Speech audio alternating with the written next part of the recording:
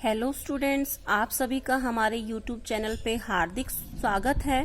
आज हम physical feature of India part B आपके लिए लेकर आए हैं, जिसमें हमने नॉर्दर्न प्लेन के बारे में और इंडियन डेजर्ट के बारे में एक्सप्लेनेशन दिया है। अब देखिए, जो हमारे भारत का उत्तरी मैदान है वो 3 बड़ी नदियों से मिलकर बना है। ये माना जाता है कि पहले यहाँ टैथिस सागर हुआ करता था। हिमालय से आने वाली नदियों ने इसे ला ला कर भर दिया, यहाँ बहुत ज्यादा अवसाद निक्षेपित कर दिया। अगर आप देखें तो ये जो हिमालय पर्वत है, इसके समानांतर जो क्षेत्र फैला हुआ है, इसे हम गंगा का मैदान कहते हैं। और ये 2400 किलोमीटर लंबा था, तो इसकी लंबाई भी लगभग 2400 किलोमीटर लंबा है। ये 7 लाख वर्ग किलोमीटर क्षेत्र में फैला हुआ है। और जो ये प्लेन है, ये 324 से 320 किलोमीटर तक इसकी चौड़ाई है। इससे बनाने में मेनली 3 नदियों का योगदान है, इंडस रिवर, गंगा रिवर और ब्रह्मपुत्र रिवर। जो सिंधु नदी है और उसकी सहायक नदियां, वो इस मैदान को ज्यादातर पाकिस्तान में बनाती हैं, जबकि गंगा नदी जो है इसे ज्यादातर इंडिया में बनाती है, इसलिए इसका नाम गंगा का विशाल मैदान भी रखा गया है।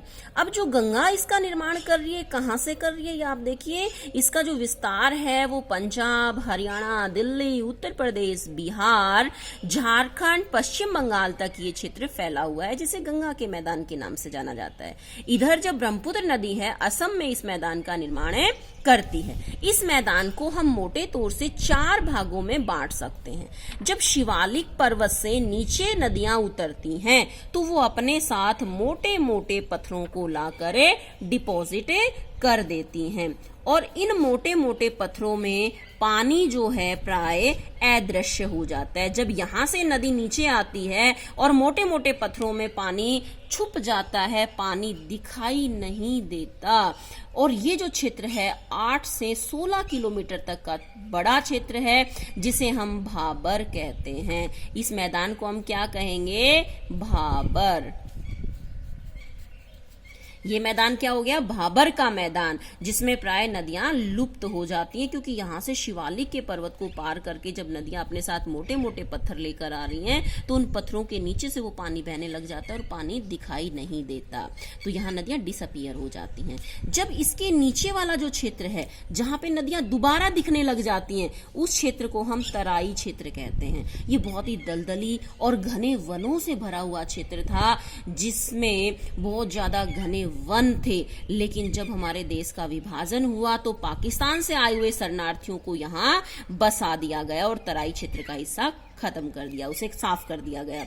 यही कारण है कि आप देखोगे उत्तर प्रदेश और बिहार में बहुत ज्यादा मुस्लिम आबादी यहाँ बसी हुई है। इसके बाद अगर हम जलोढ़ के उपजाऊपन के आधार पर देखें, तो इसको पुराने जलोढ़ का जो मैदान है, जहां कभी पुराने समय में नदियों ने मिट्टी को निक्षेपित किया था, उसे हम कहते हैं भांगर, जो कि बहुत पुराने समय में नदियों ने बनाया था।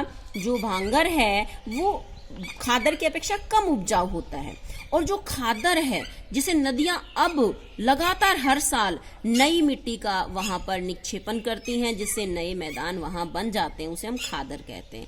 कई बार खादर और बांगर में अंतर पूछ लेते हैं, तो जो खादर होता है वो नया जलोढ़ का मैदान होता है, और जो भांगर होता है वो पुराना जलोढ़ का मैदान होता है, जो कम उपजाऊ होता है। खादर है वो बहुत ज्यादा उपजाऊ है। अब हम बात करते हैं इंडियन डेजर्ट की। इंडियन डेजर्ट जो है, ये यहाँ पे अरावली पर्वत के साथ बसा हुआ है। यहाँ पर आप देखेंगे, ये जो क्षेत्र है, ये भारत का सबसे शुष्क क्षेत्र है। यहाँ पर बारिश बहुत कम होती है, केवल 150 मिलीमीटर तक यहाँ वर्षा होती है। कारण क्या है वो हम 4th लेसन में जब पढ़ेंगे तो बताएंगे। जो दक्षिण पश्चिमी मानसून पवनें हैं, वो अरावली पर्वत के पैरेलल आगे चली जाती हैं, इसीलिए ये यहाँ पे धर्मशाला के पास आकर बारिश करती हैं, और ये जो राजस्थान का पश्चिमी हिस्सा है वो सूखा रह जाता है।